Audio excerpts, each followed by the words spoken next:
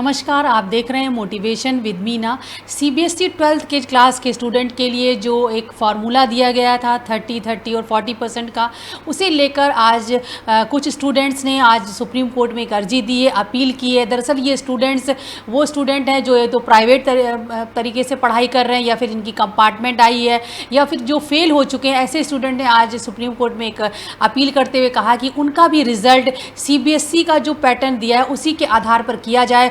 और इस याचिका में ये भी कहा गया है कि जो सीबीएसई का पैटर्न, जो सीबीएसई ने अपना फार्मूला दिया है 12th का रिजल्ट बनाने का, उस फार्मूले में इन स्टूडेंट्स, क्योंकि ऐसे भी स्टूडेंट की संख्या काफ़ी ज़्यादा है, ऐसे स्टूडेंट के बारे में जो प्राइवेट, जो रेगुलर नहीं है, जो प्राइवेट फॉर्म भर के पढ़ाई करते हैं, जिनकी कंपार्टमेंट आई हुई है, या फिर जो रिपीट स्टूडेंट्स हैं या जो फेल हो रहे हैं, ऐसे स्टूडेंट्स के बारे में कोई विचार नहीं किया गया। ये बहुत गलत हुआ है और उनका कहना है कि सरकार हमारे बारे में भी विचार करे और हमारे बारे में भी कोई फार्मूला दे ताकि हमारा भी साल बर्बाद ना हो। अब ये आखिर इस अपील के बारे में अब सीबीएसई बोर्ड क्या विचार कर सकता है और क्या नया फार्मूला आ सकता है। जाहिर सी बात है, जो प्राइवेट स्टूडेंट हैं, बहुत सारे स्टूडेंट हैं जिन्होंने प्री बोर्ड का एग्ज़ाम भी नहीं दिया है, ऐसे स्टूडेंट के लिए क्या होगा, जो फेल हो चुके हैं उनके लिए क्या होगा, और तमाम सारी ऐसी समस्याएं, जो बच्चे ड्रॉप आउट्स हो रहे हैं, जो एग्ज़ाम नहीं दे पाए किसी वजह से, उनके साथ में क्या होगा, क्या संभावित फार्मूला हो सकता है। और वाकई में चूँकि इनकी भी संख्या बहुत बड़ी संख्या है, ऐसे बच्चों को भी इग्नोर नहीं किया जा सकता। इनके लिए संभावित क्या पॉसिबिलिटीज़ हो सकती हैं, क्या हो सकता है, इस बारे में ज़्यादा जानकारी देंगे हमारे एक्सपर्ट डॉक्टर मनोज गुप्ता। मनोज जी, ये बताइए, जो आज सीबीएसई बोर्ड के स्टूडेंट्स के द्वारा सुप्रीम कोर्ट में ये जो 12th के रिजल्ट के फॉर्मूले को चैलेंज किया गया है, आखिर ये क्या विषय और ये कौन से स्टूडेंट हैं जो सुप्रीम कोर्ट के, जो सीबीएसई बोर्ड के इस फैसले को आज सुप्रीम कोर्ट में जिन्होंने चैलेंज किया है? जी, ये वही स्टूडेंट्स हैं जो लंबे समय से अपनी परीक्षा की तैयारी कर रहे हैं लेकिन वो पास नहीं हो पा रहे हैं जी, और जो कहीं वर्किंग हैं, जो किसी ना किसी तरीके से काम कर रहे हैं।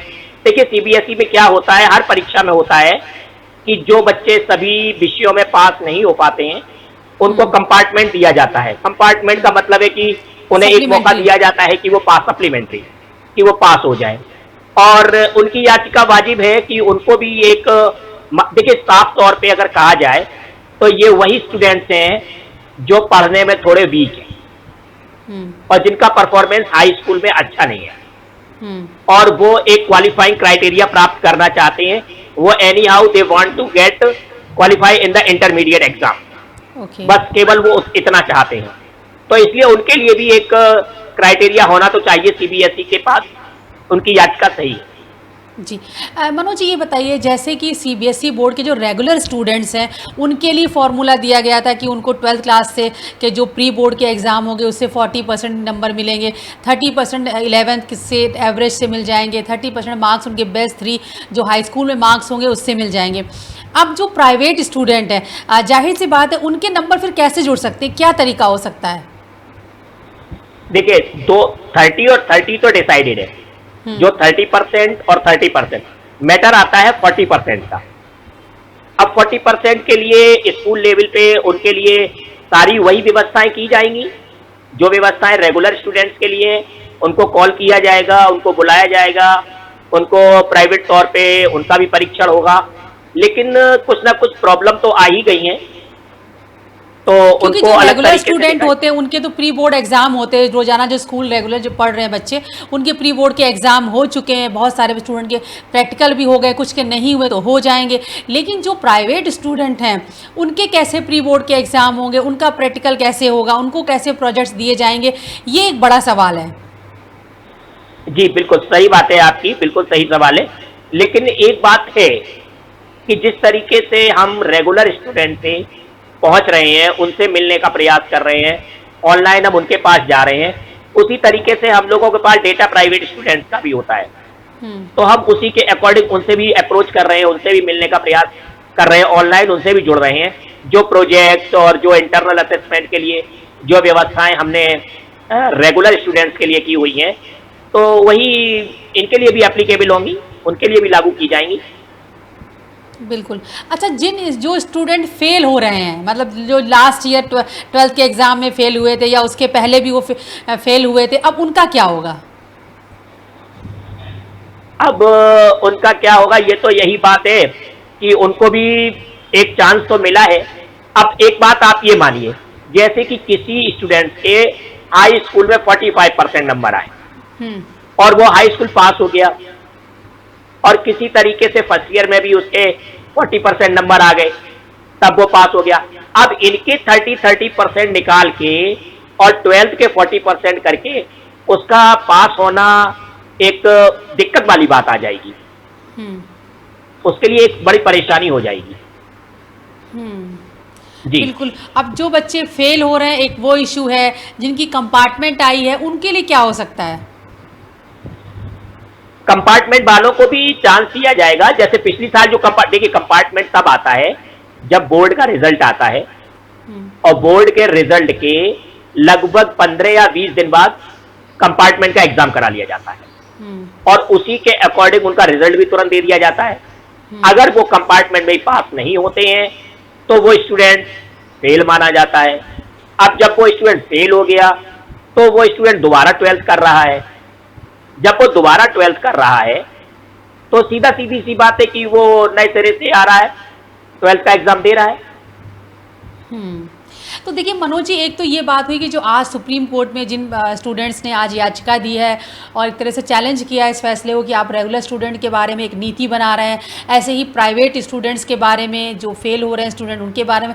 देखिए इतने सारे लाखों स्टूडेंट होते हैं, कई बार बच्चे किसी और वजहों से भी फेल हो जाते हैं, केवल वीक बच्चे ही नहीं बल्कि कभी बीमार हो गए। खासतौर पर अगर कोरोना की हम देखें तो पिछले साल या लास्ट ईयर, पिछले 1.5 साल से हम ये पैंडेमिक को फेस कर रहे हैं, तो बहुत सारे बच्चे कुछ वजहों से भी फेल हो सकते हैं, या उनकी कंपार्टमेंट आई होगी, या वो खुद बीमार हो गए होंगे, एग्ज़ाम में अपीयर नहीं हो पाएंगे। उनके लिए तो एक जाहिर सी बात, हम उम्मीद करते हैं कि चूँकि आज सुप्रीम कोर्ट में याचिका दी गई है, ज़रूर सुप्रीम कोर्ट इस मामले में संज्ञान लेगा और जो CBSE बोर्ड को कहेगा कि आप कोई इसका भी फॉर्मूला निकालिए। लेकिन ये बताइए, प्राइवेट स्टूडेंट्स के अलावा क्या रेगुलर स्टूडेंट्स जो पढ़ाई कर रहे हैं, जो 30 और 40 का फार्मूला है, क्या इसे लेकर भी किसी स्टूडेंट ने चैलेंज किया है? नहीं, इसको लेकर तो किसी ने चैलेंज नहीं किया है।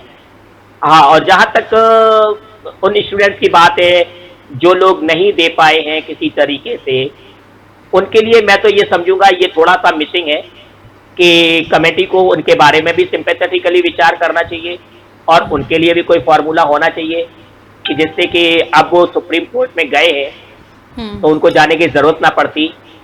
तो क्योंकि ऐसे लाखों विद्यार्थी ऐसे हैं, तो उन विद्यार्थियों को भी देखना पड़ेगा। मनोज जी, प्राइवेट स्टूडेंट्स और जो बच्चे फेल हुए हैं, जिनकी कंपार्टमेंट आई, उनको लेकर तो आज सुप्रीम कोर्ट में बच्चे गए हैं और उन्होंने अपील, करीब 1100 से ज़्यादा बच्चों ने आज याचिका दायर की है। उम्मीद करते हैं कि सुप्रीम कोर्ट ज़रूर इस मामले का संज्ञान लेगा और CBSE बोर्ड को कहेगा कि वो इस बारे में भी कोई गाइडलाइन जारी करे। अब मैं जानना चाहती हूँ कि जो रेगुलर स्टूडेंट हैं, जिनके लिए हाल में अभी CBSE बोर्ड ने जो एक फार्मूला दिया है कि 12वीं की मार्कशीट कैसे तैयार होगी, और उसमें जो फार्मूला आया था उसमें था कि 10th क्लास के बेस्ट 3 सब्जेक्ट के 30% मार्क्स लिए जाएंगे, 11th के भी जो पाँचों विषय का एवरेज लिया जाएगा, 30% मार्क्स वहाँ से डिसाइड होंगे, और 12th के प्री बोर्ड के भी जो एग्ज़ाम के रिजल्ट होंगे उसके आधार पर 40% मार्क्स को क्राइटेरिया लिया जाएगा। अब ये प्रोसेस कहाँ तक पहुँचा है? जैसे कि 28 जून लास्ट डेट थी कि सभी स्कूल अपने जो मार्क्स हैं वो अपलोड कर दें, ये मामला, ये प्रोसेस कहाँ तक पहुँचा है? देखिए, स्कूल लेवल पे कमेटियां बन गई हैं और स्कूल लेवल पे बच्चों की परीक्षाएं शुरू हो चुकी हैं। जिस तरीके से जिनको जो प्रोजेक्ट दिए जाने हैं उनके प्रोजेक्ट दे दिए गए हैं।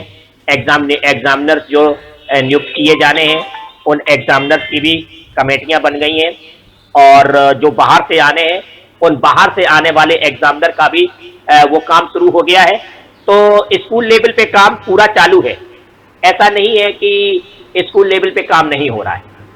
और जो बताया गया था कि स्टूडेंट के लिए तो यही अपडेट है कि 28 जून तक सब आपका रिजल्ट वेबसाइट पर, CBSE की वेबसाइट पर अपलोड हो जाएगा, और उम्मीद करते हैं 15 जुलाई के आसपास तक रिजल्ट आ जाना चाहिए। और अभी तक जो रेगुलर स्टूडेंट्स के लिए CBSE ने जो फार्मूला दिया था उस पर कोई ऑब्जेक्शन नहीं आया है। जो पहले फार्मूला दिया गया था रेगुलर, यानी जो नियमित स्टूडेंट हैं, रेगुलर स्टूडेंट हैं, उनके लिए आपको बता दें 10th क्लास के बेस्ट 3 सब्जेक्ट के आपके मार्क्स लिए जाएंगे, 11th क्लास के 5 सब्जेक्ट के मार्क्स लिए जाएंगे, और ट्वेल्थ क्लास के जो आपका प्री बोर्ड का एग्ज़ाम है उसके आपके प्रैक्टिकल और प्री बोर्ड के एग्ज़ाम लिए के नंबर को कंसीडर किया जाएगा। यहाँ से 40% नंबर आपके लिए जाएंगे और इस तरह आपका रिज़ल्ट तैयार होगा।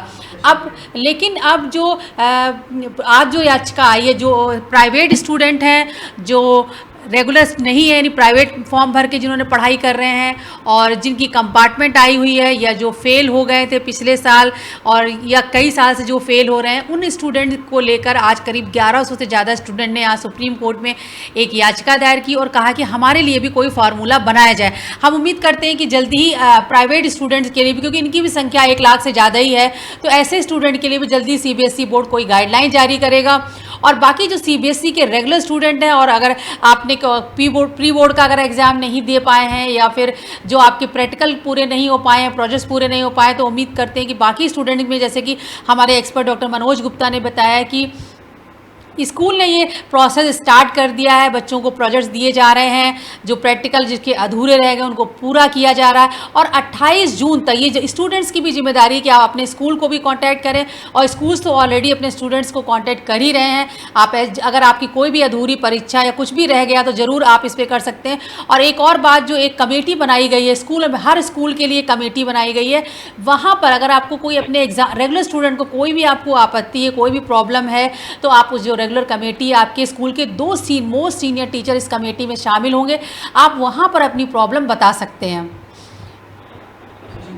जी मनोज जी, एक और सवाल था कि ये जो प्रोसेस चल रहा है, मतलब अभी 28 जून तक देखिए रिजल्ट अपलोड किए जाएंगे, उसके बाद CBSE फाइनल रिजल्ट देगा, जुलाई के मिड जुलाई तक हम एक्सपेक्ट कर सकते हैं। तो क्या ये जो सेशन है ये लेट होने जा रहा है? नहीं, ऐसा नहीं है, थोड़ा सा लेट तो खैर हो सकता है, लेकिन अगर सही तरीके से 28 जून तक अगर मार्क्स अपलोड हो जाते हैं और CBSE जैसा कि कहा गया है अगले महीने में रिजल्ट दे भी देगा, तो हाँ 10-15 दिन की बात अलग है, लेकिन सेशन लेट नहीं हो। यहाँ पे मैं एक बात और बताना चाहूंगा, मैं भूल रहा था कि कुछ स्कूल्स ऐसे हैं जिन्होंने इस जैसे कहा कि विरोध किया है, तो कुछ स्कूलों ने अपने स्टूडेंट्स के माध्यम से ये विरोध जताया है कि परीक्षा का जो ये सिस्टम है 30-30-40 वाला, वो ना किया जाए। तो लेकिन और अलग से किसी स्टूडेंट से ऐसा नहीं किया है। बिल्कुल, तो हम यही मान सकते हैं कि जो रेगुलर स्टूडेंट्स हैं उनकी जो सुप्रीम कोर्ट में जो आप एक 13 मेंबर कमेटी ने अपनी रिपोर्ट दी थी और 30-30 और 40 का फार्मूला दिया था, उसी के आधार पर 12th का रिजल्ट बनेगा रेगुलर स्टूडेंट के लिए। लेकिन प्राइवेट स्टूडेंट, कंपार्टमेंट लाने वाले स्टूडेंट और जो कई बार से फेल हो रहे हैं, नहीं सफल हो पा रहे हैं, ऐसे स्टूडेंट को थोड़ा इंतजार करना पड़ेगा। उम्मीद करते हैं जल्द से जल्द सुप्रीम कोर्ट इस बारे में ज़रूर CBSE बोर्ड को कोई निर्देश देगा और जल्दी CBSE बोर्ड कोई गाइडलाइन जारी कर देगा कि ताकि ये जो स्टूडेंट है, प्राइवेट स्टूडेंट, इनका भी साल बर्बाद ना हो। आप देखते रहिए मोटिवेशन विद मीना। अगले अपडेट के साथ हम फिर हाजिर होंगे।